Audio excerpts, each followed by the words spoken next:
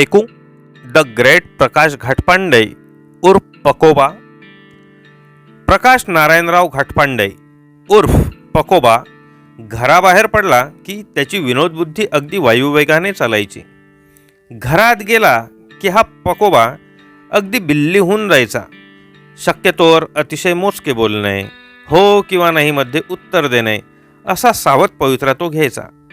बाहर शेर और घर में बिल्ली अशा वागण्यातील फायदे तो विस्ताराने समजावून सांगायचा. सायंकाळचे 7 वाजण्या अगोदर आपल्या घराचा रस्ता तो धरायचा. बहुतेक 7च्या आत घरात हे नाटक या महाशयाकडे पाहूनच त्या लेखकाला सुचलं असावं. तो घरी निघण्यासाठी हालचाल करू लागला की आम्ही त्याची विकेट घ्यायचो. पकोबा, गेट पासवरचा टाईम संपला वाटतं. त्यावर त्याचं खूप मिश्किल उत्तर असायचं, हे पहा मित्र हो, घरी लवकर गेलं की गरम जेवण आणि थंड दिमाखाचे होम मिनिस्टर भेटतात. गरम गरम जेवणासोबत मिश्किल हास्य, लाघवी संवाद, लाजवाब नयनबाण, काय तो कटाक्ष, आय हाय. आणि उशिरा गेल्यावर थंडगार जेवण आणि होम मिनिस्टरचा दिमाग एकदम विस्तवाचा इंगोळ.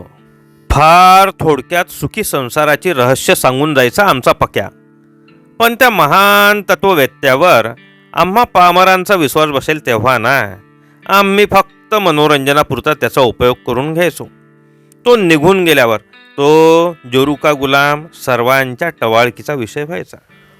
तो खूप आत्मविश्वासाने सांगायचा, आपलं बायकोसोबत कधीच भांडण झालं नाही. सर्व त्याच्यावर अविश्वास दाखवायचे. हे बघ पक्या, हे असं वैश्विक असत्य बोलू नकोस.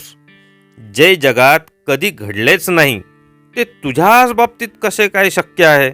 उगाच काहीतरी फेकत राहतो. त्यावर त्याचे भन्नाट उत्तर असायचे, हे पहा मित्र हो, लग्न झाल्यावर लक्ष्मी घरात आली की पहिल्या रात्री तिचं दर्शन घ्यायचं.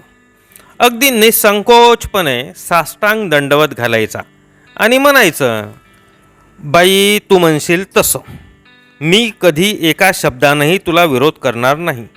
अरे मला गरजच काय विरोध करायची.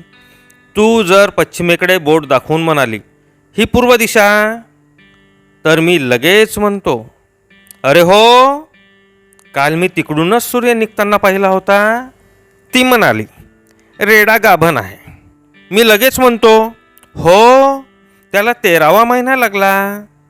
हे पहा, अशी शक्कल लढवली तर भांडण व्हायचं काही कारण आहे का? खरंच हे शक्य आहे का? अशा शासंक नजरेने सर्वजण त्याच्याकडे पाहायला लागायचे. याचे कारण काय असेल? एवढे लवचिक राहून सर्व प्रश्न सुटतात? याविषयी सर्वांना शंका होती. बाहेर पडल्यावर मात्र पकोबा अगदी इरसाल वागायचा. त्याच्या डोक्यात काय भन्नाट कल्पना येतील याविषयी अंदाज काढणे शक्य नव्हतं. एकदा त्याच्या घरी आम्ही त्याला सरप्राईज व्हिजिट द्यायला गेलो.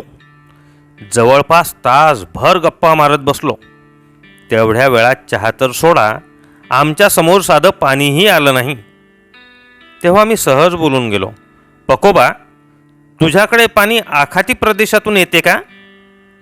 खूपच महाग असेल नाही?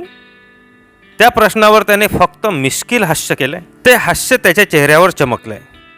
त्याने कसेबसे पाणी आणून आमच्यासमोर टेकवले. त्याला आवाज दिल्यावर हा आज्ञाधारक प्राणी फक्त उठून आत जायचा आणि पुन्हा बाहेर यायचा. मला हे गोड बंगाल काहीच कळत नव्हते. थोडा कान लावून कानोसा घेतला तेव्हा कळालंय, हा महाशय आत जातो आणि गृहमंत्र्याने सांगितलेले काम करून बाहेर येतो. घरी मित्र आल्यावर त्यांच्यासोबत बोलण्याचं साधं स्वातंत्र्यही नाही बिचाऱ्याला.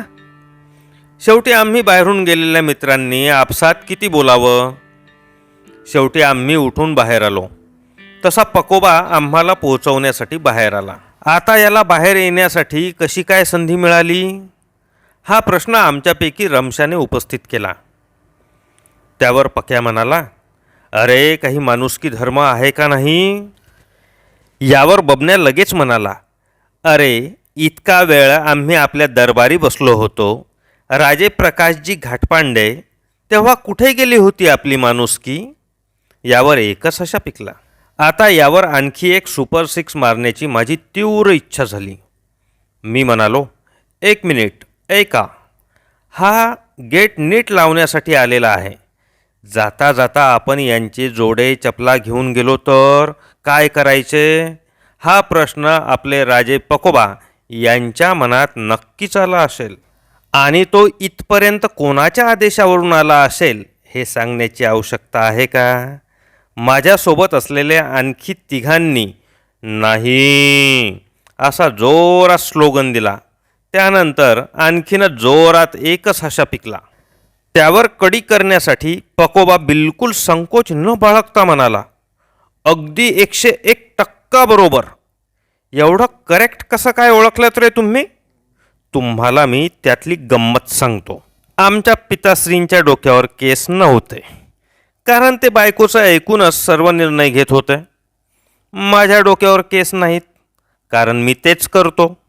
पुढे माझा मुलगा पूर्वजांचं अनुकरण करेल का नाही याची शंका माझ्या मनात निर्माण झाल्यामुळे मी त्याला जन्मच दिला नाही. या पकोबाच्या विनोदावर आणखी मोठा हास्यस्फोट झाला. अपत्याशिवाय आपल्याला थांबावं लागलं हे त्याचं दुःख असलं तरी त्यानं त्याचं दुःख काय मिश्किलपणे घेतलं होतं.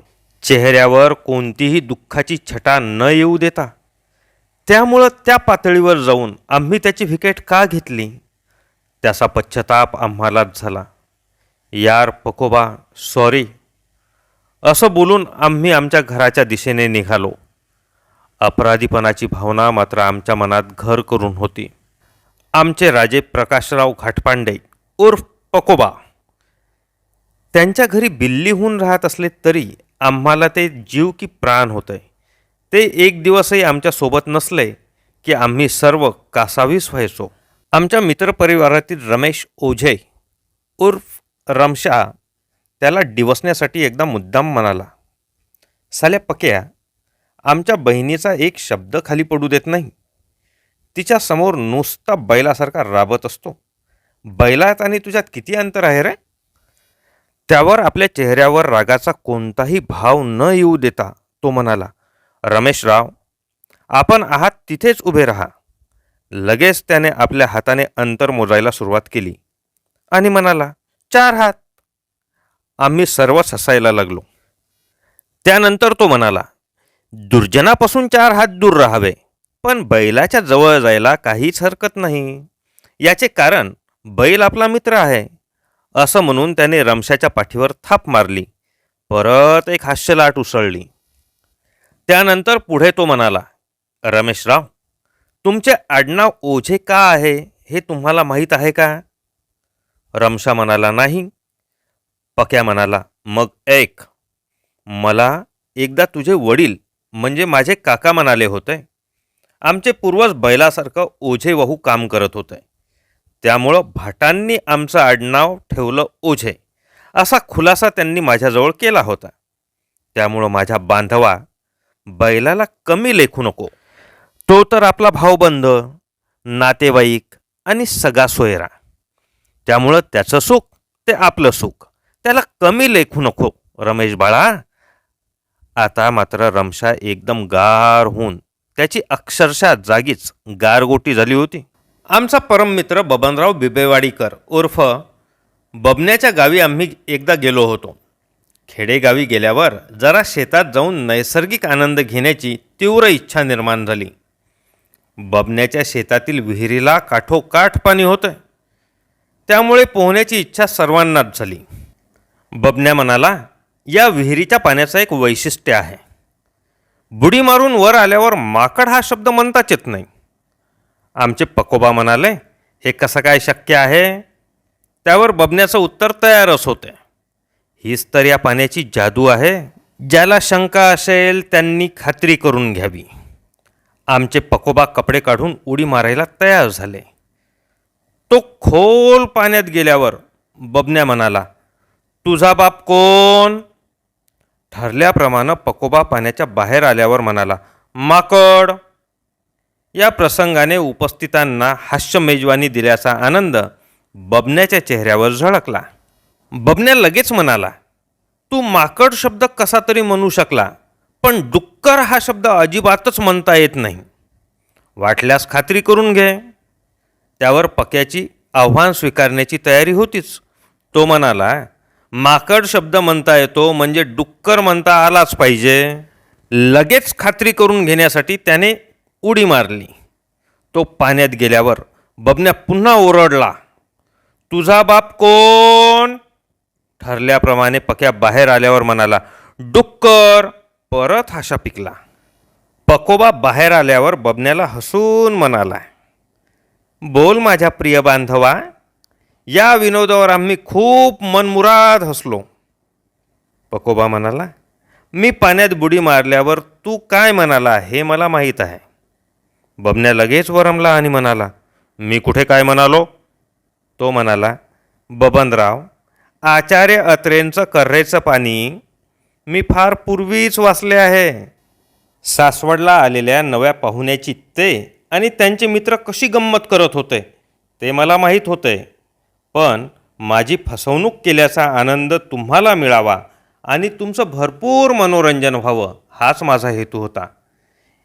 या निमित्ताने तुम्हाला आनंद देता आला याचा मलाही आनंद आहे. त्या निमित्तानं बबनरावच्या बिबेवाडीला आलेल्या आम्हा 4 मित्रांना खूप आनंद झाला. आमच्या डोळ्यातून अगदी सहजपणे आनंद अश्रू तरळून गेले. आम्हा सर्वांच्या मनात असलेली शंका मी त्या निमित्ताने बोललो. अरे पकोबा, तू एवढा कलाकार, वाचक, विद्वान आणि समंजस, मग तुझी घरात अशी अवस्था का? या माझ्या प्रश्नानं त्याचं मन भरून आलं. तो म्हणाला, आतापर्यंत मी माझं दुःख कधीच कुणाला सांगितलं नाही. मला ते सांगायचंही नव्हतं. भेटेल त्याला फक्त आनंद देईल हे ब्रीद घेऊनच मी जगत आलो. यापुढेही जगणार आहे. माझ्या दुःखात मला कोणाला सहभागी करायचं नाही. त्यामुळे मी माझं कौटुंबिक दुःख तुमच्यापासून सुद्धा लपवून ठेवलं. मित्रहो, तुमच्या वहिनीला कॅन्सर आहे. तिच्या सेवेत मला जास्तीत जास्त राहावे लागते. तुम्ही माझ्याकडे आलात तेव्हा घरात एकही वस्तू ठिकाणावर नव्हती. मी घरी येण्यापूर्वी नळ येऊन गेले आणि तुम्ही मला सरप्राईज व्हिजिट दिली. काय करणार, माझ्या सर्व ओढाताणीचं प्रदर्शन तुम्हाला पाहावं लागलं. तुमच्यासाठी मी काहीच करू शकलो नाही. आई वडील सोडून गेले. मूलबाळ नाही हे तुम्हाला माहीत आहे. ते आता होण्याची शक्यताही नाही. त्याला खूप गलबलून आलं. आम्ही त्याचं कोणतंच दुःख समजून न घेता त्याची फक्त टिंगल उडवत राहिलो. आम्ही मनातून खूप खजील झालो होतो. कोणत्या तोंडाने त्याची माफी मागावी हेच आम्हाला कळत नव्हतं. मी त्याला एकच प्रश्न केला, अरे पकोबा, तू तुझे दुःख आम्हाला कधीच का सांगितले नाही? आम्हाला एवढं पर्क का समजलं? त्यावर तो लगेच म्हणाला, जिथे जाईल तिथे फक्त आनंद देईल हे ब्रीद घेऊन मी जगतोय. दुःख उगाळत बसल्यानं ते वाढतच जातं. आपल्या दुःखाचं भांडवल करणारा माणूस सर्वत्र अप्रिय होतो. त्याला पाहताच लोक रस्ता बदलतात. हसवणाऱ्या माणसाचा सहवास सर्वांना हवा असतो. लोक त्याला वेळ देतात, त्याची वाट पाहतात. आपण सर्वांना हसवत ठेवलं तर थोडा वेळ तरी आपण आपलं दुःखही विसरतो. ते विसरण्याचा मंत्र सर्वांना देणं हे खरे मानवी कार्य. ते करत राहण्यात काही वेळ रमतो, स्वतःचंच दुःख विसरण्यासाठी. म्हणजे त्यातही माझा स्वार्थ आहेच की रे. एवढे बोलून त्याने लांब सुस्कारा घेतला. मी म्हणालो, द ग्रेट प्रकाश नारायणराव घाटपांडे उर्फ पकोबा. सर्वांच्या डोळ्यात पाणी आलंय. आमच्या जिवलग मित्राला ओळखण्यासाठी आम्हाला एवढा वेळ लागला. मनात अपराधीपणाची भावना घेऊन आम्ही बिबेवाडीवरून निघालो.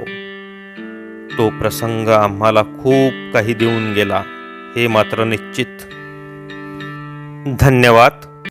शेवटी एक नम्र निवेदन, चॅनलवर नवीन आला असाल किंवा अद्यापपर्यंत चॅनल सबस्क्राईब केले नसेल तर कृपया चॅनल सबस्क्राईब कराल ही आग्रहाची नम्र विनंती.